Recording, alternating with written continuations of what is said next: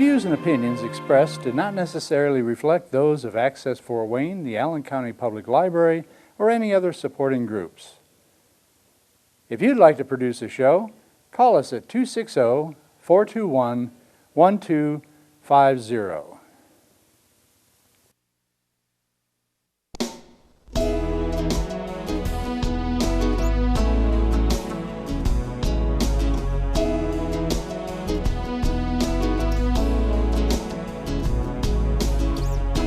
Let me be your lighthouse so I can show you the way.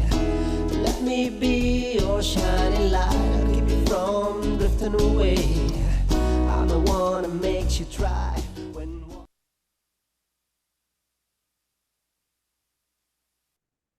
Hello, my name is Patty Hunter, Patty's Page. Welcome to my show.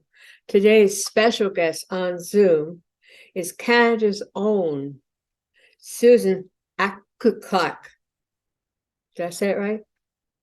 Aglukark. She is a songwriter, singer, author, storyteller, and the founder of the Arctic Rose Foundation. So last time we were on, which was back in June 2021, we talked about the residential schools and how evil it was. Today, what we like to do is chat with you and want to know what you've been up to since 2021. Well, we've been up to a lot. We were finally able to release our 10th album that came out last April 2022. What's it called? We've been busy. The Crossing. The Crossing. Yes, we've been able to get the program, Arctic Rose Foundation Messy Book Program again. The COVID adapted programming, which is of course virtual when we had access to virtual means. We do in the South. Most Northerners don't have access to the internet, affordable access to the internet or connectivity. And most homes don't necessarily have computers, So we weren't able to reach our youth to run our program. So that was the COVID challenge for us. But now, of course, we're able to run back in person in our schools again. So that's gotten us very busy right out the gate as soon as COVID released some of their restrictions. So that's kept us very busy. We've successfully raised money to get the programs running in several locations consistently for the last year and a half or so. So it's very busy right now. That's good. That's good. I had COVID several years. I had COVID several years, 5 times, girl. Okay. Yeah, that's not good. Knock on wood, I don't get it again. So in Canada, next Monday, March 13th, Juno Awards. Are you up to one? Nominated? What are you nominated for? Nominated contemporary Indigenous artists, that will be my 10th nomination over the course of my career. So yeah, in the company of some pretty incredible artists. You stand up amongst the greatest, my friend. Your music is beautiful and meaningful. Thank you. So, like you said, you're in category contemporary Indigenous artists or group of the year. Are you with a group or just by yourself? Just myself. So you played your own instruments? No, I'm a solo artist, which means I'm not with a band. I'm a singer. I'm music and my own songs, and then we go in the studio and work with studio musicians to put it together. And the theme running through the crossing, what is it about? All your songs? Yeah. So The Crossing is a series of songs that I had started writing many, many years ago. The more we learn about our origin stories, Inuit for Inuit, First Nations for First Nations, Métis for Métis. The more we put the puzzle pieces together, who our ancestors were, I think we live in and sit in our worlds in a very healthy way, healthier. And so The Crossing is a series of those pieces that I I understood as I was reading and researching and understanding better. As a singer-songwriter, I turn what I learn into songs. How long did it take you to write that album, the new one? Yeah, it took a couple of years, so it was actually for the most part ready to go in 2018, early 2019. But with the pandemic, we decided to wait and see what we could do with it. So it took 2 or 3 years to put that album together. Wow. I bet you had to be one place and someone else to be another place or whatever. You had to do separate the band Yeah. in one area and you in the other, you mean? Oh. Yeah, most of the work was done before the pandemic, so we didn't have to Okay. do any real recording sessions. Over the years, how many Junos have you won or been nominated for? I've won 4. Last year was my 4th, and I've been nominated for 10. Wow. 4. Count it. Beautiful. Yes. Oh, wow. And you have accumulated quite a number of awards over your lifetime. You were made an officer of the Order of Canada. When did you get that prestigious award? That one was in 2005. Many moons ago. Yes, it's been a while. What other awards have you received since then? I've gotten the Governor General Award that followed that some couple of years later. Several doctorates, honorary doctorates, and yeah, stuff like that. What's a doctorate for, dear? So I've gotten the honorary degrees in law, University of Alberta, Calgary University Law as well. I got an honorary degree from Lethbridge for fine arts, Laurentian for letters, and most recently University of Toronto for law as well. Okay, you are also an author. Yes. So as part of the writing exercise over the years, I started developing this character in this children's series. She's the main character in the book is Upik, and the series is called Una Huna, which in my dialect of Inuktitut means "what is this?"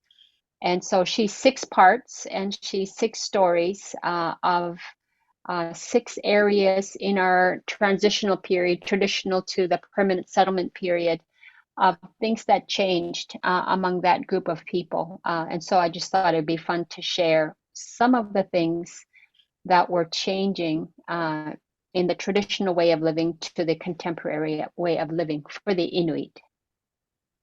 Who was the illustrator for your book? Well, there were a couple. This is published by Inhabit Media. And so there were a couple of illustrators. They have a staff of several illustrators. They work on staff, so they were done through them. There was another book that you had written besides the series. David Bouchard, and you wrote a book called An Aboriginal Carol. Aboriginal Carol. Yeah, so that's a David Bouchard book, and he wrote it, but it's based on the song Aboriginal Carol. and he asked if I would translate or do an Inuktitut reading of the book. And so I did an Inuktitut reading, but then I decided to include in that reading the recording and performance of the song itself, because it is a beautiful piece of music, and that's what's on David Bouchard's book, Aboriginal Carol. Is it on YouTube, the song? It probably is. I haven't checked, but it is part of, if they search on YouTube, David Carol or Susan Aglukark. So, the genre of books that you have written, they're only for children, no? They're for children, but they're also very relevant stories, which just means that there are real life lessons. So anyone can read them, and actually adults are collecting the books too. There is, as part of the book, a bibliography in the back, so you will catch in the back some of the language that I use in Inuktitut is written in the back of the book. In Inuktitut phonetically, so people can follow with the keywords. Is it in audio Yeah. as well? Mm. No, not yet. No? Oh, you should. You should. A lot of kids who cannot read will be able to hear it. Right. And how many books out there so far, and when were they released again? So the first one was released, Unahuna is the first one, which was released, I think 3 years ago, just about 4 years ago. The second book, which of course due to the pandemic was delayed, came out last year. So that one came out late last year. So the 2 of the 6 are out. Wow. Are you still going to be writing more for the wee laddies and lassies, the kids? Yeah, so it's a 6-part series. So we've got a third one that we're working on now. Yes. What's the age group of these books? So they're written for, it's a picture book and written for up to 7 years old. But like I said, it's interesting. It's a beautiful piece of work. So adults seem to really be drawn to it as well. So adults are purchasing it for themselves as well. Is this the same type of theme you're going to be writing more books on, or other subjects as well? I haven't decided yet. I'm not sure yet what to do beyond this stage for Ukpik, so I'm gonna play it by ear. You are the founder of the Arctic Rose Foundation. When was this formed, and what is your mission? So the Arctic Rose Foundation gained charitable status in 2016, a couple of years after doing some preliminary work trying to land on the best place to invest in terms of volunteer time. So we know as Indigenous that everything is in crisis. So it was very hard to pick one mandate. So we were able to get a very broad mandate. Our mandate is emotional, physical, cultural, and spiritual safety. So what that means is we are a program provider, not service provider. And so where we identify You're frozen. Speak again. Oh, okay. Is that better? Yes. Okay. So the first area that we identified was expression, emotional intelligence and expression. So we've developed a program called Messy Book, and that's expressive arts. And we bring that into partner communities, and we bring in artists to share their art and their story. And it's a basic mental health support piece that runs every day after school except for Fridays, and we hire and train local youth to run the expressive arts program. So you have teachers, counselors, and stuff? No, because we're not therapists. We aren't therapists. We don't train our youth in therapy, and we ourselves are not trained to be therapists or social workers or mental health workers. So we can't offer that service, But which you is have the why I say we are a school program. We just develop and facilitate programs. but you do lend an ear when there is someone wanting to talk, do you not? No. No? Okay. On a personal time, maybe, but as employees working for the Arctic Rose Foundation, we can't do that Right. because we can't make the claim that that's what we do, because that's not what we do. So we can't say that we do that. We are not therapists, and we are not trained therapists. This is right after school, you mean? It's an after-school program. It runs after school till about 5 o'clock on Monday through Thursday in some places, Monday through Friday in others. So, do the parents become involved? No. No. They could.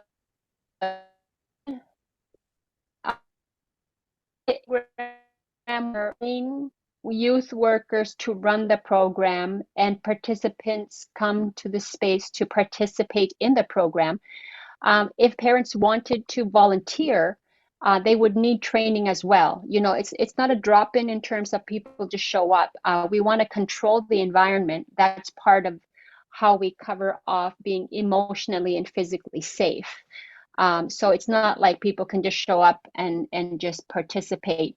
We like knowing who and when are going to show up in this space. So the average group, how many students or youth each day? How many schools? Is it just one school? Do you have more than one location for? So currently we are in 6 Nunavut communities. We've just 3 northern communities and 3 NWT communities. So we will be in 12 this coming August. And it is all youth. So we hire and train youth, high school students, to run the program. And the program is accessible to middle school age to early high school age youth. And so it's all about the young people in these programs. Anyone working with you? Yeah. All youth. Oh, what's Jacques doing? Is he with you with that? When we need him to, but he doesn't generally do the northern trips with me, where we have myself, and we have a psychologist, we have artists who go up and visit, but for the most part, we mentor youth. I'm doing a mentorship shortly after this interview with one of our northern communities today. So it's artists and their stories. Oh, I love it when someone's a storyteller. You're good. Thank you. You're welcome. What courses do you have for kids, or do you have courses online, videos, something? No, we haven't done that yet. Aglukark Entertainment, which is not the Arctic Rose Foundation, I do my own creative pieces. So I will and am slowly recording and developing what will be a subscription program from myself, but that is not going to be until early fall. Well, I can hardly wait to see it. Do you plan to expand and hire more people? Absolutely. We will go where we are invited to go. We are constantly fundraising. The more money we raise, the more we can expand the program. ArcticRose.org is where people can go for more information. But yes, we will go where we are invited to go. And you need people to help you donate for your funds, raising money for the Arctic Rose Foundation. Yes, that's always helpful, is people can make donations to ArcticRose.org to help us keep the programs growing in our northern communities. And finally, what would you like to share with my audience, especially to help the kids? I think just that. If there is interest from artists, we get that inquiry. Please send an email to info@arcticrose.org with your resume. Canadian, in Canada only right now. And we're always reviewing applicants, artists who want to be guest artists, and we do training. So we try to schedule 2 trainings a year. We're growing our artist roster. So anyone who has that question can send their resume to arcticrose.org, info@arcticrose.org, and we'll just collect resumes that way. Otherwise, donations help. It helps us keep expanding the programs. I'd like to know if I could do anything for the Arctic Rose Foundation myself. Teacher, I'm not, but I like to show people. Thank you. Would you say? Yeah, so right now we aren't a volunteer-based organization. We don't have that set up yet. So thank you. We get that asked a lot too, but right now we aren't. We are a program-driven organization, so it is about running programs in these communities, and that's artist-driven. So thank you, but we do collect names if there is ever something down the road that we might need volunteers for. Okay, well, thank you so much. Right now, we're going to listen to the song The Crossing, with your permission, of course. Yes, of course, yes.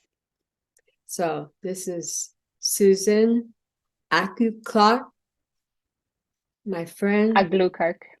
Yeah. I got new teeth. It's kind of hard to pronounce. We'll see you again, my friend. So God bless you now. Okay, thank you. Bye, dear.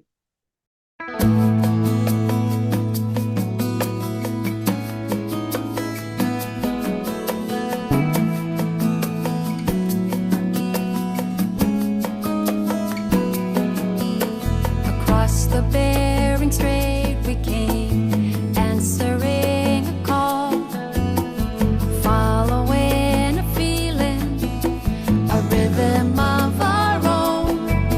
We weren't looking for an answer,